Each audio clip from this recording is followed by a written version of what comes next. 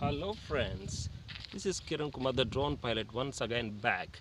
The time is around 4:08 evening, and in this particular spot I'm going to fly the drone, and I'm going to take the drone flying to another level. So let's enjoy the flying.